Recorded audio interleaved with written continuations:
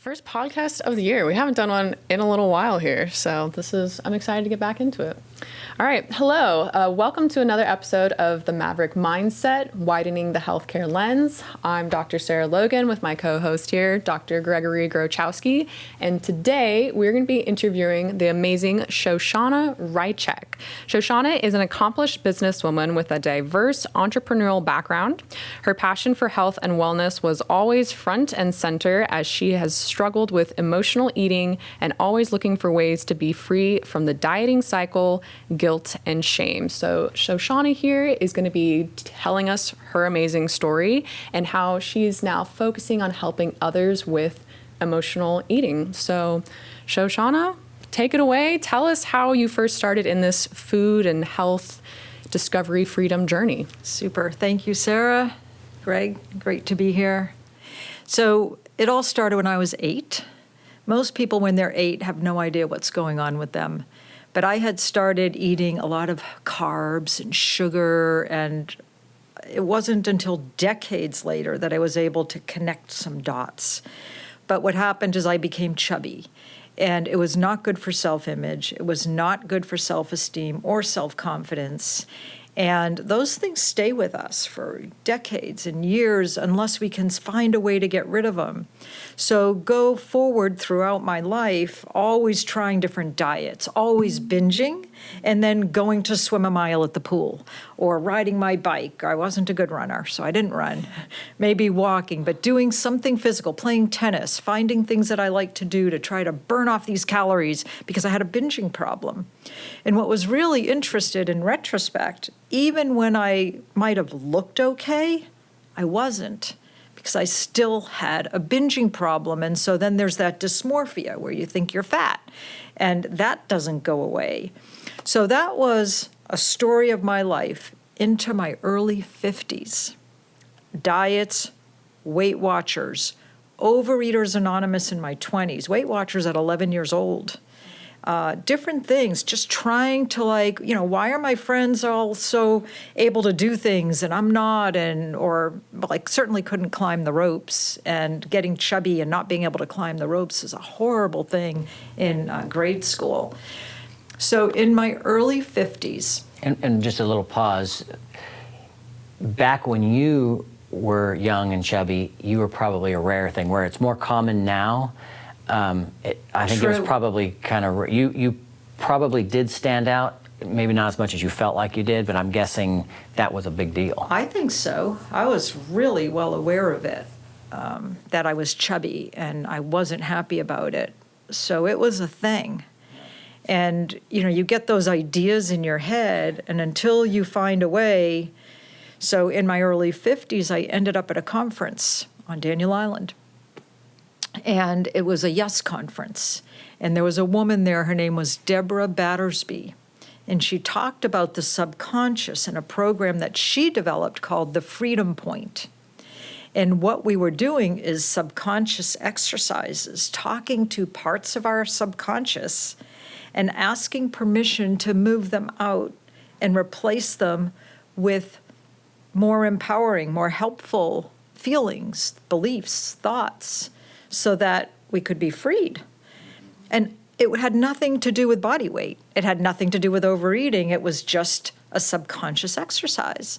So I went home and I'm like, wow, feelings of loneliness, that goes way back. Okay, let me work on that one. Oh, feelings of sadness, that goes way back. Lost my grandmother and aunt and uncle. People when I was really young. And there was no way, life was different when I was young. We didn't talk about things the way we talk about them today. And things like overeating were not talked about. It was like, don't do that. You're going to get fat. It wasn't like, hey, what's going on? Yeah. How are you feeling? What do you think is causing this? Can we talk about it? It was never like that. You're not leaving the table until you finish your vegetables or your eat broccoli. your food. Yeah. Back in my day, we were starving. You got to eat it now, kind of thing. Yeah. Mm-hmm. So I did these exercises on my own at home, and it was a matter of about 6 weeks. I dropped 14 pounds, and I stopped binging. It was the end of it. That was 12 years ago. So from then till now, here I am when most women are gaining weight in their 60s, I'm not. I'm not binging. I don't have any food issues. I eat what I want. I don't diet. I've tried some programs like Whole30 just to, detoxify and get rid of the sugar for a little bit and see, what was that like, but not because I was on a diet. It's really just trial, just testing the waters, seeing what my body could handle or what my mind would let me do with discipline. I want to explain back to you what I think you said to me in the lens that it was taught to me some years ago. Okay. It was a counselor, and he said that one of the protective mechanisms that we've been wired with, if I use that word, especially as children, when we don't have the opportunity as children to process emotions, but we're still expected to perform, that we can, it's almost like disassociating. We take this angry or this fearful part of us and we lock it in a separate little room. And we get these, and that's when we refer to it as we're broken. But something sometimes will trigger, and it's like that child. The adult can say, I don't believe that, I don't like that, but like this hurt, broken, angry, whatever emotion it was, child comes out and wreaks havoc. And he said that the person's divided, and a house divided cannot stand, he would say. And by addressing almost like the child, and allowing them to come out and letting them be healed, it's like they're stuck in time, and they can come out and get healed. They're no longer hidden in the dark. Okay. Is that? Can I respond? Because it's a lot to try to. So you hit on a lot of things. You hit on triggers, which is the very first thing that I work on with anybody. To be aware of, okay, what is triggering you to, and when you walk in the kitchen and you're not hungry, but you open the cabinet anyway and eat. Okay, what happened? Are you procrastinating? Are you bored? Are you lonely? What's going on? And if any, so I have strategies for that. Let's find that, because then, and I'll talk more about that in a little bit. The other thing I want to talk about, the self-sabotaging behavior. We hurt ourselves, which is what you referred to. And yes, when we're hurt, when we're sad, when we're lonely, when we don't know how to process, I thought that was a great way that you said that. I typically don't know how to process. I like that. So the way I've always understood it is we shove down our feelings. Shove them down, lock them. And yes, we compartmentalize as human beings.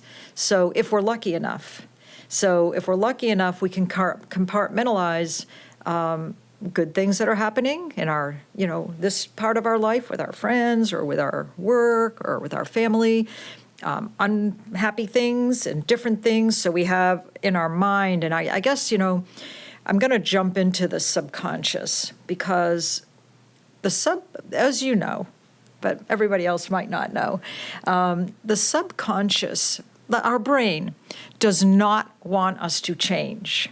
Our brain wants us to do everything the way we're used to doing it. Here's what you know how to do, and you just keep doing that because you just keep doing the routine things. And as you do them, we're going to remember them in your subconscious, and we're going to lock them in, and you can drive from here to there. You've done it 50 times. You can talk on the phone. You can do what you want. You're still going to get there. You might not know how you got there, but you're going to arrive because we locked it in.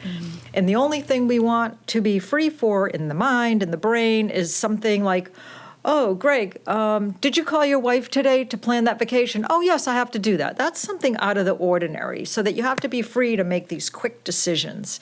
But other than that, anything that's normal in your life, anything that's routine, lock it into the subconscious. And that's how we operate, and that's how the brain wants us to operate. The path of least resistance. Precisely, the amygdala in the brain is wired to make everything routine and automatic. We don't know that. We're not taught that in school.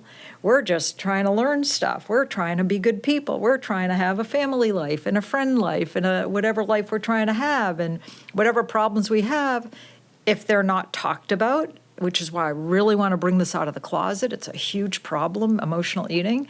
But if it's not talked about, then people feel ashamed. It's like, oh my God, this is my problem, and I'm going to go do this, and I don't want anybody to know about it. And so there's all this, and I think that disconnects, for certain me, disconnects people from others, because now you have this hidden, shameful, private thing about yourself that, certainly don't want anybody to know. How embarrassing, how humiliating. I think about, in my temple environment or in a church environment, can you imagine somebody setting up for a party and something triggers them and they start binging and they're like, nobody will miss this, and start doing this, and then somebody walks in on them and they're like crumbs falling out of their face. But that's the idea of somebody who had anything like me. Not that that happened to me, but it's this drive. It's that whole dopamine rush. Food provides dopamine. Doing something good for yourself provides dopamine. So what I like to do is transfer, and I know I'm kind of going off on all these tangents, but there's so much to what you said that there's a big dopamine hit from the food, from the sugar. Opiates are released in our brain, natural opiates, but there are other ways to get them. And so, and I like to help people get them by doing good for themselves and taking care of themselves and feeling happy, like, oh my God, I just did that. Oh my God, I just realized that trigger. Wow. And I decided to go ride my bike, or I decided to play my flute, or I decided to dance in the living room, or I decided to cook up a soup, whatever, read a book, call a friend. I like to help people make a list of what do you like to do in general, so you have that list handy so that when you're triggered, you can go to your list. And even in different times of my life, after I had healed from the food and had gone through a divorce, I'm like, okay, I need my list. I'm going to feel lonely. I'm going to feel, like I need to do something. And I don't. I just need to take care of myself, and I need to be kind to myself and maybe go take a bubble bath, or I like that list of what do you like to do? What are your hobbies? What are your fun things when you're not working, when you're not eating a meal, or, So I went off on a big tangent on that, but you hit so many things when you talked about, these different compartments in our minds, and that's just such a big subject. This guy that had explained it, if he heard me describing it, he would probably said, no, you said words totally wrong. But I'm trying to paraphrase what he had taught me some years ago. I explained to me, he had written a book on it. And one of the things I found fascinating, this is just kind of a side note, knowing I want to get back on track, as he said, we were designed that way so we don't go crazy. That when you're a kid, if you didn't have a place to put all these emotions, you wouldn't be able to function. But as you become an adult, you have to go back and deal with those. And does that kind of fit in with what you're saying too? Yeah, everybody's different. So if you're fine with your whole life experiences being what they are, and you're functioning happily and nothing's hurting you, and you're not hurting yourself, there's no self-sabotaging behavior, whether it's food or otherwise, fine. But if there's something, I got certified as a advanced belief clearing practitioner. And so that allows me to work with people and their subconscious. And this is really what makes the difference between what I do and what a nutritionist does. Nutritionists are great. I chose the route of functional nutrition, like functional medicine. I want to know every system of the body, which I do, and what nutrients help them or hurt them, so that I can really help somebody not only with their emotional stuff, but then how is their nutrition? But on the emotional side, I want to be able to really go deep with somebody. I feel like this is pretty intimate right now, the conversation we're having, and it's not easy for people to have that, but it's okay. It could be normal, because people have stuff locked up and they have things that they want to improve. So by going into the subconscious and identifying a feeling, a thought, or a belief, and then changing that. So a lot of that term now is rewire. But it comes from the idea that a lot of what runs our emotions and our thoughts are not necessarily what they're not always evident to us. They're not always obvious. No. So when you say you kind of go down, I assume they have to trust you. They have to feel comfortable. It's probably a little weird to them too. And to just really bring to light kind of what is going on in here. And it's kind of hard to see yourself, I'm guessing. Totally. And that's the other thing. Like if you go to diets, people are trying to do something from their knowledge base. And this stuff is still, I always go here. It's my soul consciousness, which I was talking to Sarah about earlier, but our subconscious, our soul consciousness, what makes us, what motivates us. And so until this gets healed, it doesn't matter what you know here. That's why there's the diet cycle. You can try it, you can get on it, you can do it for 6 weeks or a month or maybe 2, possibly 3, but it's never going to last until we go deeper. And it probably doesn't help that in the U.S. our foods are so poisoned, they're so bad. It'd be like an alcoholic trying to live amongst a bunch of bars. If that's a bad analogy, I don't know. But if you were living in Europe or Greece, it may manifest, they're human like everyone else, but their foods are so much healthier. It has a different physiological effect as well. And you think about the children in schools, and the teachers give out candy. And that's hey, you did so good today. Here's a chocolate bar. Here's just the amount of like dyes that are in the average food. Like totally. You know, we were just talking a little bit before this about how I've been raised with a very, thankfully, health conscious family, and that was all I knew. So when everyone else did something different, it was a shock to me. But I remember some of my friends having the Lunchables, like the little pizzas and this, and like, please, Mom, can I have a Lunchable for the field trip today? And that would be a very special treat because thankfully my parents recognized it's not great eating some of those cardboard pizzas or the highly processed foods with it all. But nowadays, I don't know if there's a lot of, at least in the American household, how many parents actually make their kids homemade lunches or something like that. I feel like it's a very prevalent problem for kids. And it's terrible. And not only that, but there's the chemicals and the preservatives that we cannot properly digest that get stored in fat cells and that stay there, that create disease, and people wonder why they're fat, and maybe they're active, and maybe they're not overeating. But what they're putting in their body cannot be processed, so it gets stored as fat. They're literally called forever chemicals because there's we can't process them. Obesogens. Yes, obesogens. Great word. Mm-hmm. And something else that people also don't recognize is that the amount of fat cells that we have in our body doesn't change. So if you are a little bit overweight as a kid, let's say for numbers wise, you have 100 fat cells. Those cells can get filled and emptied, but if you need more fat cells, the body can make now 150 or 200. But as an adult, you still have those 200 fat cells that can easily be filled at any time. So some people will go through these fluctuations of weights where like I lost a lot of weight, but then I gained it like that. And I have to remind people that like you still have those cells. They're just waiting to be filled because we filled them at such a young age with that all. It's and I like to say to people, so our body, from the fat cells, and when we're hungry, we crave protein. That's what our body wants. And the reason why we can eat 3 bags of potato chips or a huge bag of candy or cookies or whatever, because our body's looking for protein. It's like, nope, you didn't get enough. Nope, you didn't get enough. Pile it in. You end up feeling sick, but eventually you can't keep eating. How many people do you know have overeaten from eating slices of organic turkey? Yeah. Well, if you go to Lewis's barbecue, you might. But how does that play with the emotions? Because I think what you're saying is, if somebody that didn't have a food thing, we all have something, right? But maybe your thing is not the food. You're not perfect, but the food thing. And we just point out, okay, this is bad food, this is good food. And they go, okay, I can eat the good food.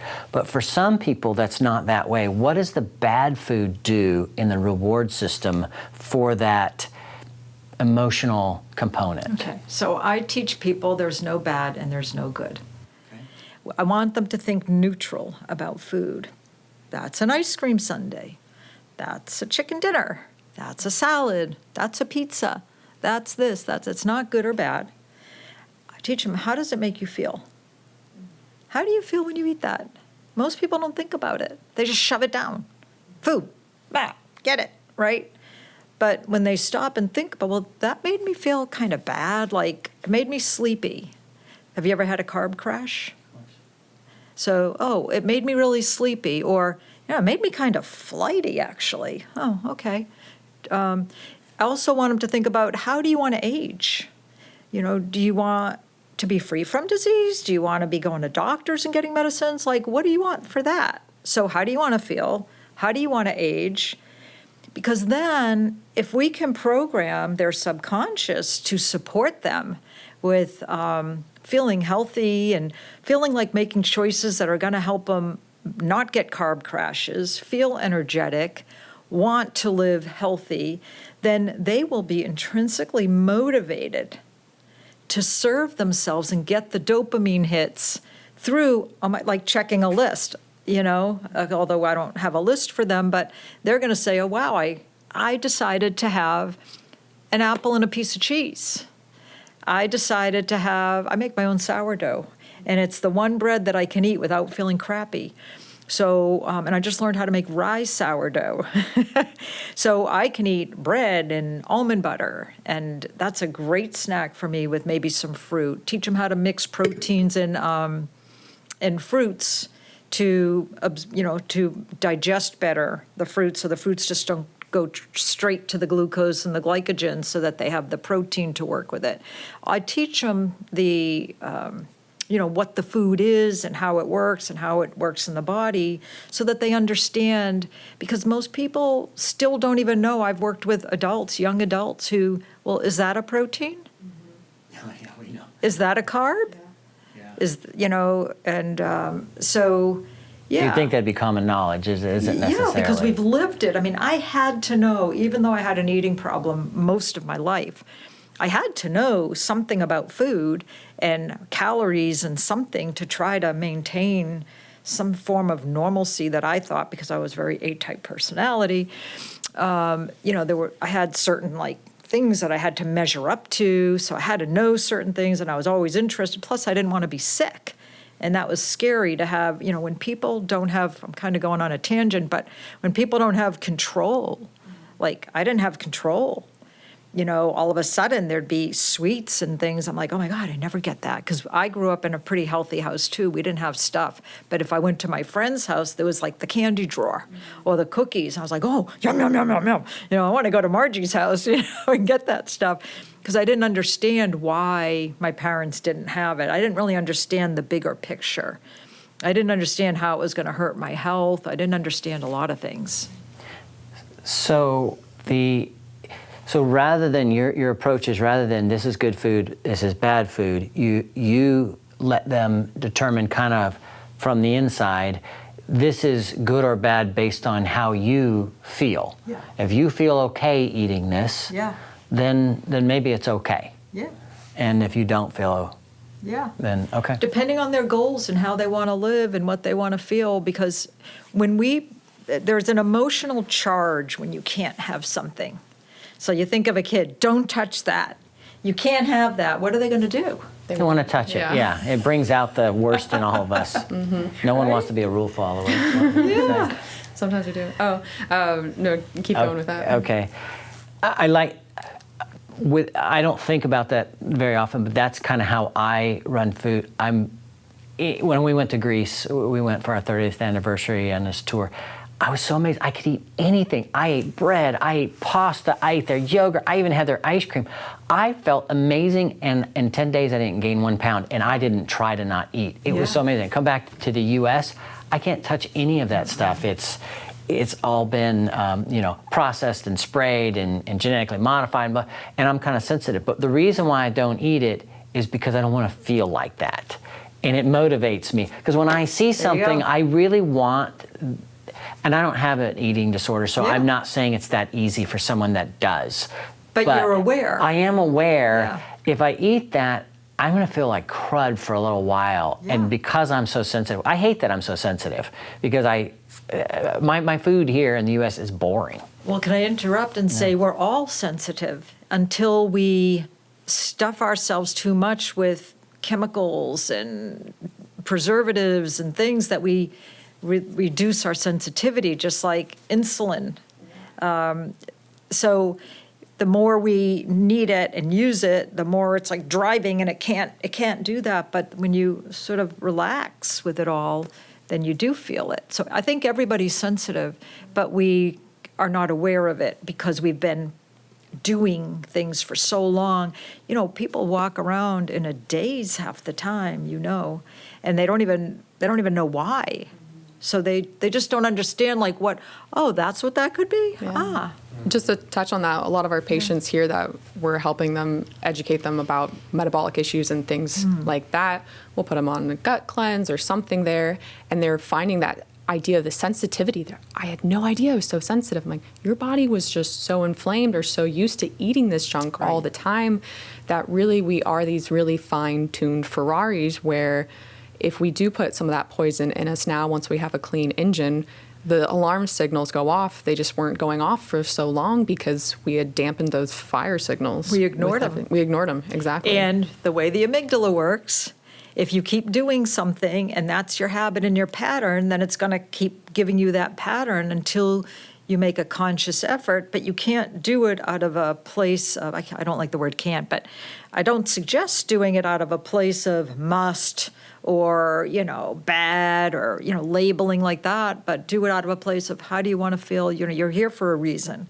There's something that doesn't feel right. They walk into your office, something hurts, there's inflammation, they don't feel good, they don't know what this all is. Maybe they're getting dizzy, and it's your job to think, okay, so what do you, I know you ask them, what do you put in your body? How do you move? What's going on here? How's your stress? All of these things for both of us in our businesses are going to have a huge impact on how somebody can heal and change. I really like that approach. You touched on something. Having rules imposed on us, even if I'm imposing the rule on myself, it's very difficult. It takes a lot of discipline. It brings out the rebellious side in us. I'm going to rebel against myself. I make a rule, and then I want to fight myself, let alone if somebody else puts it on me. But coming at it from the inside, it sounds like it's a small shift, but I don't think it is. No. It's a big shift. And which brings me to another great point that we're going to talk about on Monday, but willpower. So everybody thinks it's willpower, and you're working from your mind, but it's not willpower. Willpower can only go so far. Yeah. It's really this inner place. Yeah. So, it's not easy to be in my shoes because I don't have an office to put people in and manipulate them, and they walk out feeling better. It's more like a psychoanalyst. The way I go about it. I'm not a psychoanalyst, but... How do you do it? Walk us through an ideal client and kind of, you mentioned already about lists of writing things down. So we don't teach them the good versus the bad food, but walk us through if we were one of your clients to sign up, what's the process of working with you? So I do a complete intake, a comprehensive intake. I want to know, what's your history been? I have certain questions to that. What's your diet like? What's your sleep like? What's your stress level like? What symptoms do you have? And with all this information, I have a one-page document, and I map it out on the one page as to if it was something from their past, if it was something that affects a certain part of their body, and what life skill is it attached to? Is it attached to nutrition and hydration? Is it attached to stress? Is it attached to relationships? So I have this one page, and then I present that one page to you. And I say, okay, here's your life right now. And here's where I see an opportunity to work on. For example, one of the women, she came to me because she wasn't necessarily very overweight, but she was borderline diabetic, type 2, and very scared. As is much of America, yeah. Right? And she didn't know what she could possibly change. And I looked at her map, and I said, you have a lot of stress. It wasn't even food. even though she needed to get rid of some wine and she needed to do some things because I'm not a big believer in alcohol. I'll have a drink once in a while, but I'm not a big believer in it now that I know so much about how it metabolizes or doesn't. And anyway, so she started working on her stress. And one of the things that I would do with her is talk to her about what's causing your stress. And I might take her through an exercise. I know about 24 exercises that go into the subconscious and help rewire. And I use my intuition. And I use my intuition a lot because then I have to think about, just like you have to know the body well enough to know I've got to manipulate it this way or that way, I have to understand my clients so well with such empathy that I have to be able to come up with, it sounds like maybe you really need some more self-love in your life. And I have to be honest, and this is hard because I have to hit somebody with something that might be really touching for them. Like, oh my God, I haven't been good to myself. I'm upset, I'm ashamed, I feel, mad or whatever that all is. But I try to soften them up to that and help them find a way through one of my 24 ways to bring that into their life. So that's a really good example. And then they practice it and we meet. I have a 3-month program because most habits actually take about 9 months to a year. They're not 30 days, they're not 60 days, they're not 21 days. Because maybe they can learn it, but they have to practice it. So I focus on 90 days. And then I have a very small fee if they want to stay with me the whole rest of the year with support, because I want to make sure that it sticks. The hardest work is in the first 90 days. After that, just to support somebody if they want it. And is it one-on-one? One-on-one. All my work do you is meet one-on-one. with them? I usually use Zoom. I'm mostly Zoom. online. Okay. But I do have a home office. Or maybe I'll come and rent some So they could be space from you. anywhere. They could be anywhere. Yeah, they could be anywhere. But so what I was going to say, so we'll take this woman that had the stress issue. So even though she understood it, and even though we worked on something, that takes repetition, it takes practice, and it takes her having some wins. Mm-hmm. And she started to have some wins, and those are those dopamine hits. She started having like, you know what, I did this for myself today. Or you know what, when I was faced with this, I reacted that way. So she started having some wins. It's all them, it's not me. Yeah. Just guide them. I love being the guide. And she started having wins, and her next blood test showed that her numbers were more in balance, and she was not at risk for type 2 diabetes. Wow. Just because of stress. Had nothing, maybe I think she got rid of some wine, she said. She wasn't a big dessert eater. She was, using protein shakes and not that I'm guessing the wine and the stress kind of went together, though. I think, maybe. Because wine can decrease stress, at least. It's a depressant. Yeah. So, yeah. That's So neat. So that they was would just one go story. on Zoom. How often, on average? I like to meet with somebody every week. For about how for long? 3 months. For an hour? Oh, it depends. Okay. If 30 minutes to an hour. Okay. I save an hour and a half if somebody really needed it. I'm not, I love this time of my life because I don't have to do a lot. Yeah. I want to do a lot. Wow. And I want that whatever I do is meaningful. So I don't want somebody to invest in their health with me and then be right back where they started from, because that's the whole point of what I do. Yeah, what's the point? So I want them to get the results, and I want them to practice it, and I want them to feel good about it so that they can go forward. And what's really cool about what I teach is it's applicable to so many parts of life. It's not just food. It affects relationships. It affects how you sleep. It affects so many pieces, healing traumas from the past. And I am a certified functional nutrition counselor. And I love being a counselor versus a coach. And I'll share that with you. So as a counselor, I can provide advice, I can provide guidance, I can lead, right? As a coach, you work with somebody and help them find what's within them that they think they should do. And the problem with my field of work is that they don't know that's why they're here, or they're trying to work from their brain. right? Their consciousness versus their subconsciousness. So I love that whole counselor approach to this type of work.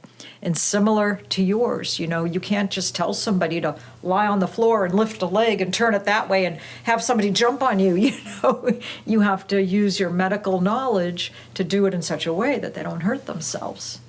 Well, and to your point, as it relates to neuropathy, because neuropathy starts off as a metabolic condition, whether it was chemo or diabetes or alcohol or whatever, autoimmune, there's 100 different causes, but ultimately we want them to change their diet, because if we save their feet and they die of a heart attack, what did we accomplish?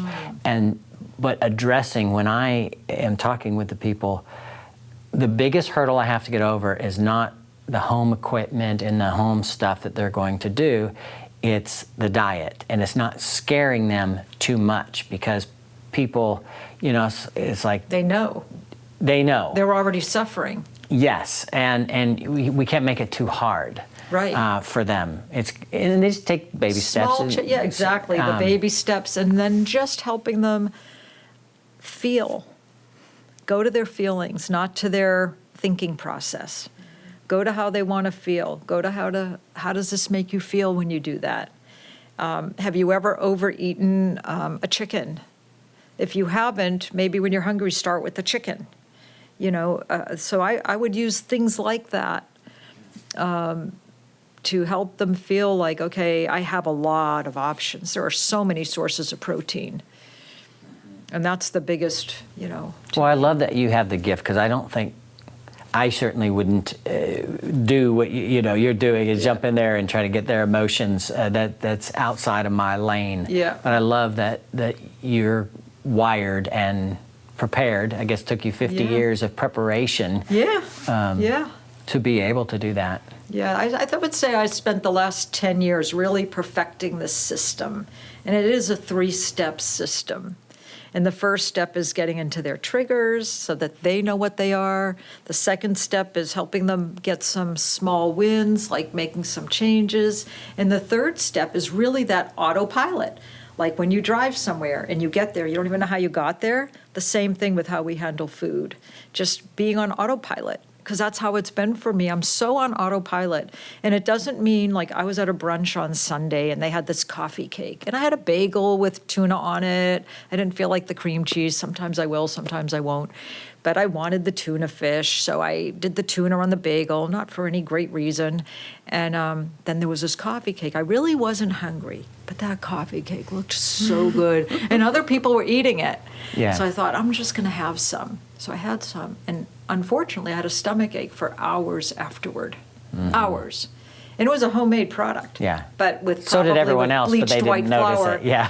And I had a stomach ache. And I said to myself, you're the kind of people that you help. So why did you do this? But then I can say, that didn't make me feel good. I think if I see that again, I'm probably not going to do that. But I didn't feel shameful or ashamed. It wasn't in private, like I wasn't hiding it. I tried to enjoy it. Every once in a while you just say, I know I'm going to feel like crud. Totally. I don't care. This is going to be fun, and I'm just going to cheat and have fun. I'm going to enjoy it. And I have this, I actually have what I'm going to give to whoever shows up on Monday. It's a cheat sheet that I created. It has a SLICE acronym, SLICE, and I'm not going to tell you everything that's on it, but the last two, the C is for choice, make a choice, and E is enjoy it. Whatever you do, make a choice and enjoy it. And if it's not enjoyable, like the coffee cake, it's like when my daughter was in high school, she played a lot of sports, and she was getting this pain in her upper stomach. And my dad's side of the family, although he was really healthy, he was the only one that never got cancer. Everybody else, of 8 brothers and sisters and his parents, had cancer. So I was nervous for my daughter, and I brought her to the doctor, and they said, we're going to give you this little purple pill, Prilosec. My daughter was like 15. We think it's indigestion. I said, Dale, her name's Dale. She doesn't mind. I said, Dale, if you don't feel better in 3 days, we're going to try something else. And this was definitely over 15 years ago. And it didn't work. 3 days. I didn't want her on the pill to begin with. So I said, but 3 days. It didn't work. I said, okay, I'm sorry, but you're going to have to let go of gluten and dairy for 30 days. I want to get it out of your system, and let's just see if one of those is the problem. She hated doing it because those are two of her favorite foods, and she did it. And she put the dairy back, no problem. She put the gluten back, ouch. So to your point, I said, okay, Dale, now you know. It's not going to kill you, but if you choose to eat that, you are going to have pain. It's your choice.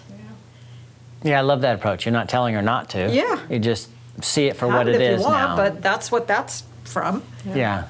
I love that too, because I think our ultimate goal is everyone to get onto this longer longevity, healthy lifestyle. And for myself, 80% of the time, I try to eat clean and healthy, and I want my body feeling good. But over break, I also ate some delicious chocolate cake. I used to work at a bakery, and I got to have the perfect chocolate cake slice. And that's that 20% of the time Totally. that I made that choice. And I said, I might feel a little bit meh afterwards, but I made that choice. And I personally, food is a very deep connection for me. He could eat whatever and be like, it doesn't faze him. But because food brings people together, it's a community, and it is that social aspect. I want to share the good foods with people. I want to partake in the good foods with people, that allowing myself to not feel, like I'm really on this strict, I don't want to like overeat during the holidays or birthdays time. But no, like I spent most of my time eating the way I want to eat, and now I'm going to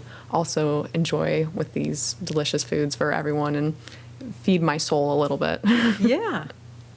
I love that there. And that you can manage that simply without rules, without being hard on yourself, and just accepting, you know what, this is the time that I like to do this, and I'm going to do it. It's good. It's very rewarding. I have a question for you. Yes. What are some of the foods that you like to make at home, personally for you? You already mentioned some sourdough, or the intuition eating, as you mentioned, of, okay, if I've had this in the past, it may not taste so great, but what are some of your go-to My go-tos. homes? Yeah. So I just started using steel-cut oats. I don't like that they take a little longer than the other oats. I never did instant, but I would do the processed. And so I'm doing the steel cut. I like that. And I like to put fruit in my oats. And I also like to scramble up 1 egg and 2 egg whites, the equivalent of 2 egg whites. I always buy organic egg whites. First of all, I always buy organic, grass-fed, wild-caught. Those are my house rules. And I really don't like when somebody else doesn't, and that's why I don't even hardly go out to eat anymore, because I don't know what I'm getting. And that's kind of a bummer, because I don't enjoy it anymore. You're like, oh, but where did you get this? I want to get the salmon. Is it wild caught or is it farm raised? Yeah, exactly. Okay, never mind. I'll just have I the know. chicken then. Maybe that So might a lot be of better. times I'll have a protein snack before I go somewhere, because I just want to feel safe. Yeah. You know, I'm not too bad. I mean, I don't get too crazy with it, but deep down, it does matter to me. It's a culture. I think it's a culture. And I think we're going that way. But you said, what are your favorite foods? So I buy the organic egg whites, and I mix an egg and egg whites, 2 egg whites and an egg. As my oatmeal's almost done, I stir that in and let it cook up with cinnamon, cayenne, and so maybe it's apples, maybe it's blueberries. I don't do a lot of banana because I just don't want a lot of sugar in my body. I think I don't need so much sugar in my body, especially because I'm eating grains. I'm not a bean eater, so I don't eat a lot of beans, but if I'm at a Mexican type of a thing, I will have some black beans. It's not like I'll never eat them. I mix up my animal proteins a lot. I don't love that I'm an animal protein eater, but I am convinced that it's necessary for my body. So I do eat ground organic turkey. I do eat chicken, organic chicken. I do eat beef. I buy the best grass-fed beef on the planet. Where do you get it? It's a private company that I think I'm not allowed to say online, but you can ask me afterward. And wild-caught salmon and different fish, but I mix it up throughout the week. I love to make soups. I love vegetables, love them, but they don't hold me over, so I need the protein. But I love like cabbage soup. My fiance makes a great cabbage soup, and we were talking about, especially this time of year, but I could eat soup. Like I drink herbal tea every day of the year throughout the day. And the reason why I do is I quit smoking at the age of 42. And when I quit, I was smoking Newports, and they were menthol, and there was like that heat going down my throat. So I'm like, what am I going to do with my hands and my mouth? And I got into herbal tea. And it was a hand, mouth, hot. It worked. So I'm an herbal tea junkie. And now your breath smells better. Oh, I would think so. Whole body probably.